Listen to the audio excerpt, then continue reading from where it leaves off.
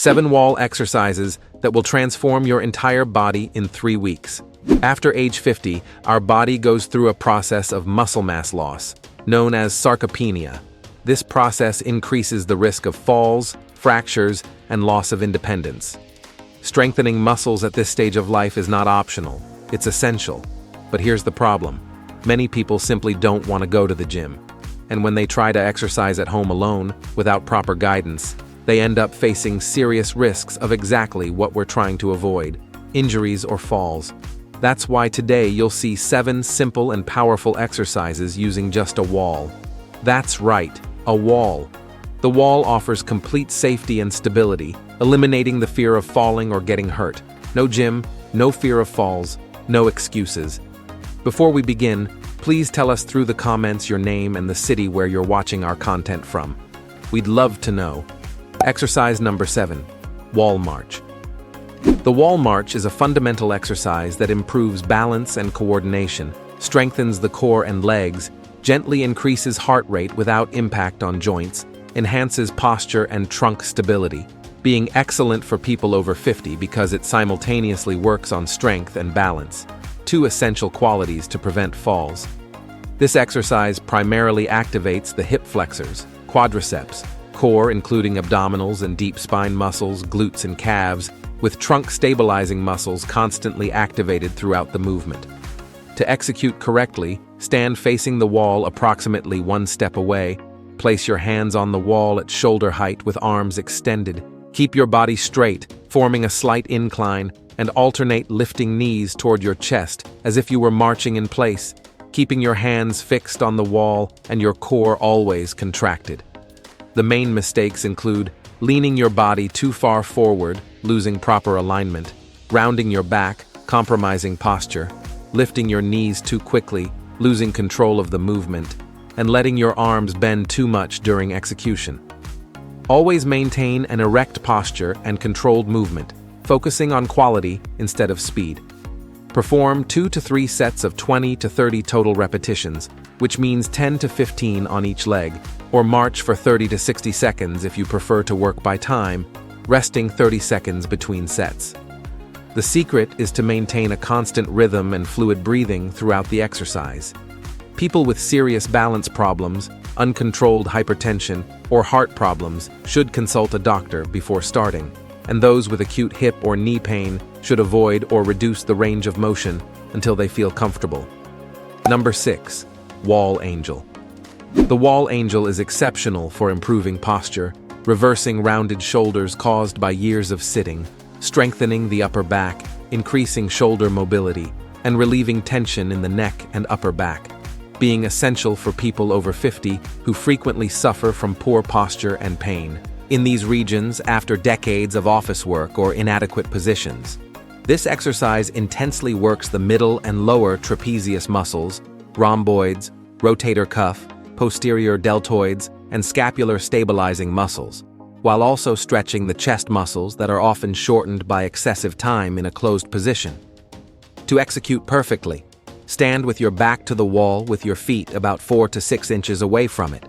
Press your head, shoulders, and lower back against the wall, maintaining the natural curve of the spine. Raise your arms, forming a goal with elbows at 90 degrees at shoulder height, and slowly slide your arms upward, maintaining constant contact with the wall. Then return to the starting position in a controlled manner, feeling the work of the back muscles. The most common errors are arching the lower back too much, trying to compensate for lack of mobility, taking the elbows and wrists off the wall during the movement, losing the effectiveness of the exercise, moving the arms too quickly without proper muscle control, and forcing the amplitude beyond comfortable, causing discomfort in the shoulders. If there is pain or discomfort, reduce the amplitude and work progressively. Do 2 to 3 sets of 10 to 15 slow and controlled repetitions, with each movement lasting about 4 seconds in total, resting 30 to 45 seconds between sets. You'll know you're doing it right when you feel the muscles between the shoulder blades working intensely. People with rotator cuff injuries, previous shoulder dislocations, or acute shoulder pain should be cautious and start with reduced amplitude, consulting a physical therapist if necessary before progressing. Number 5. Wall plank.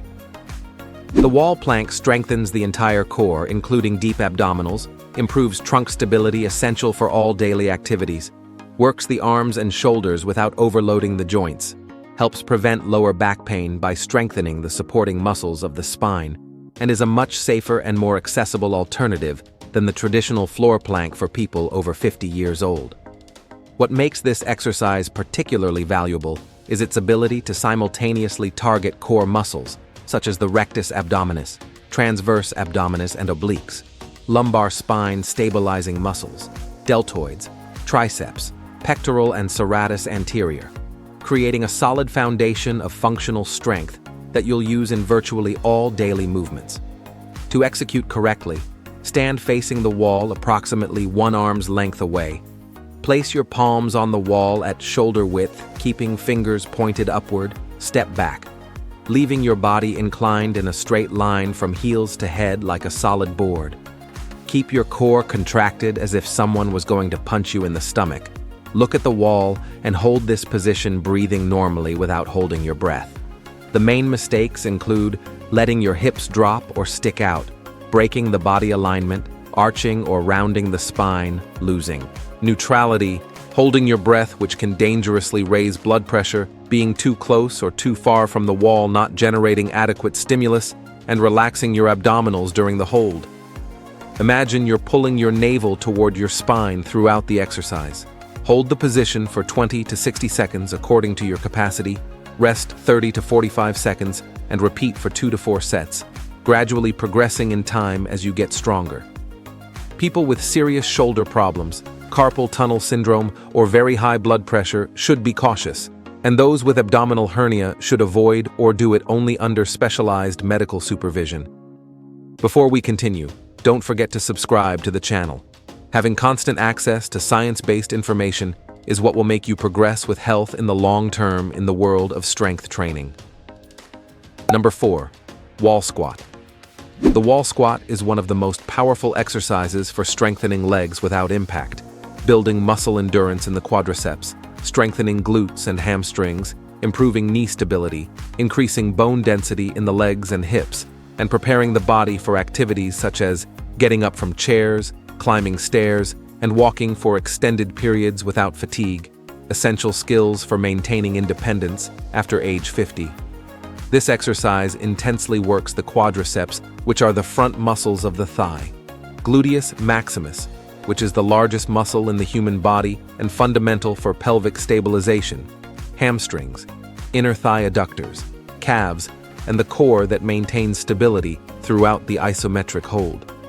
To execute safely, press your back completely against the wall, maintaining total contact, spread your feet at hip width, and take a step forward, keeping your feet about 12 to 20 inches from the wall. Slide your back down the wall until your knees are at 90 degrees, or as close to that as you can comfortably achieve, as if you were sitting in an invisible chair. Keep your back straight against the wall with the natural curve preserved, arms relaxed at your sides or crossed over your chest, and hold the position, breathing deeply. The most common errors are letting the knees go beyond the line of your toes, causing excessive stress on the joint, taking your back off the wall, losing proper support, holding your breath, which compromises muscle oxygenation, descending too quickly without control, or forcing a very low angle causing knee pain. Start with a smaller angle and progress as you gain strength and confidence. Hold the position for 15 to 45 seconds initially, rest 45 to 60 seconds for complete recovery, and repeat for 2 to 4 sets, gradually increasing the time as your endurance improves. Remember that the burning sensation in the quadriceps is normal and expected. People with serious knee problems, meniscus injuries, severe arthritis, or acute patella pain should avoid or do it only with a very small angle, and those with spine problems should ensure that their backs remain completely supported against the wall throughout the exercise. Number 3. Wall push-up. The wall push-up strengthens the chest, shoulders, and arms safely and progressively, improves functional strength for pushing objects and lifting your own body, works the core for stability, helps maintain bone density in the arms and shoulders, preventing osteoporosis, and is perfect for people over 50 because it offers all the benefits of traditional push-ups without excessive stress on the wrist, elbow, and shoulder joints that often already show natural wear. The beauty of this exercise lies in its ability to activate the pectoralis major responsible for pushing movements, anterior deltoid of the shoulders, triceps on the back of the arms, serratus anterior important for scapular health, and secondarily, the core and scapular stabilizing muscles that maintain correct posture. To execute properly, stand facing the wall at approximately arm's length distance. Place your hands on the wall a little wider than shoulder width at chest height. Spread your feet at hip width, maintaining a stable base. Keep your body straight from heels to head without breaking at the hip. Bend your elbows, taking your chest toward the wall, keeping the elbows at about 45 degrees from your body and not completely open to protect the shoulders, and push back to the starting position in a controlled manner, feeling the work in your chest. The main mistakes include letting your elbows open too much to the sides, overloading the shoulders, arching or rounding the spine, losing neutral alignment, moving only the upper body while the hip stays back, breaking the body line, descending too quickly and pushing too quickly, losing the time under tension necessary for hypertrophy, and not descending enough, limiting amplitude. Try to bring your nose close to the wall for complete amplitude. Perform 2 to 4 sets of 10 to 20 controlled repetitions, resting 45 to 60 seconds between sets, and if it becomes easy, move further away from the wall to progressively increase difficulty. People with shoulder injuries, tendinitis, rotator cuff problems, or acute wrist pain should be careful. Start with smaller amplitude and consult a professional if pain persists during or after the exercise. Number 2. Legs up the wall.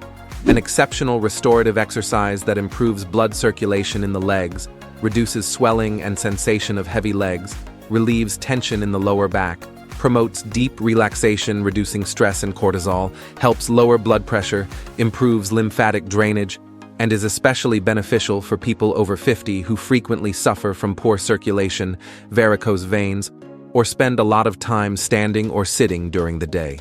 This unique exercise works the leg muscles passively through gentle stretching, relieves tension in the hamstrings and calves that function as the body's second heart, pumping blood back to the heart, and allows the cardiovascular system to work differently by facilitating venous return of blood from the legs to the heart against gravity.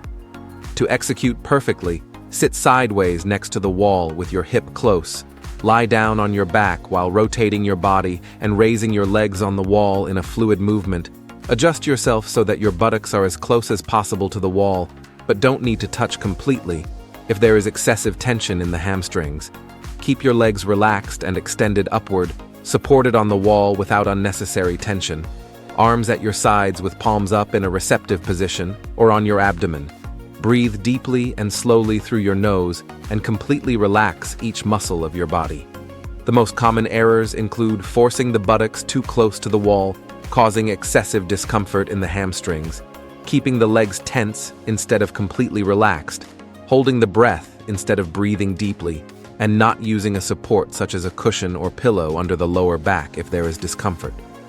This exercise should be completely comfortable and relaxing, like an active meditation. Maintain the position for 5 to 15 minutes, breathing normally and relaxing more and more deeply. Do this 1 to 2 times a day, especially at night, to improve sleep and muscle recovery. What many people don't know is that this exercise can significantly reduce fluid retention in the legs. People with glaucoma, retinal detachment, uncontrolled high blood pressure, severe hiatal hernia, or who are in the first days of menstruation should avoid or consult a doctor before, and those with very tight hamstrings can move a bit further from the wall or slightly bend their knees for greater comfort. Number 1. Wall calf stretch. The wall calf stretch is fundamental for relieving tension in the calves that often accumulates after years of use, improving ankle flexibility essential for walking without tripping, reducing the risk of injuries such as Achilles tendinitis, relieving foot pain and plantar fasciitis, improving circulation in the legs, and preparing the body for other exercises, being especially important for people over 50 who tend to have stiffer and shortened calves, compromising mobility.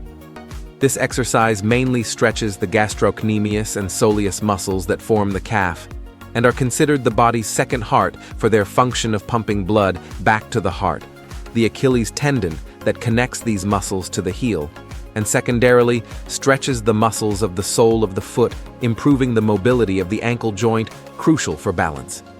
To execute effectively, stand facing the wall with erect posture, place your hands on the wall at chest height for support, take a large step back with one leg keeping it completely straight. Keep the heel of that leg firmly on the floor without lifting at any time. The front leg should be slightly bent for stability. Lean your body forward, pressing your hip toward the wall until you feel a firm but comfortable stretch in the back calf. Keep both feet pointing forward in a straight line. The main errors include lifting the heel from the floor, losing effective stretching, letting the back foot turn outward instead of keeping it straight forward, arching the lower back too much instead of leaning from the ankles, keeping the body aligned, forcing the stretch causing pain instead of comfortable tension, and not stretching both heads of the muscle adequately. To target the soleus, which is deeper, repeat the stretch, but with the back knee slightly bent. Maintain each stretch for 30 to 45 seconds, breathing normally. Repeat 2 to 3 times on each leg, alternating between them. Doing this daily, preferably after exercises or at the end of the day when muscles are warmed up and more receptive to stretching. People with rupture or acute injury to the Achilles tendon, severe tendinitis, or acute calf pain should avoid until complete recovery, and those with balance problems should do it near a corner for more support and safety. If you liked this and also want to discover the effects that creatine has on your body after age 50, both positive and negative, we have a video appearing right now on the screen showing each of them better. Don't miss it. Thank you for watching this far, and may God bless you, my friend.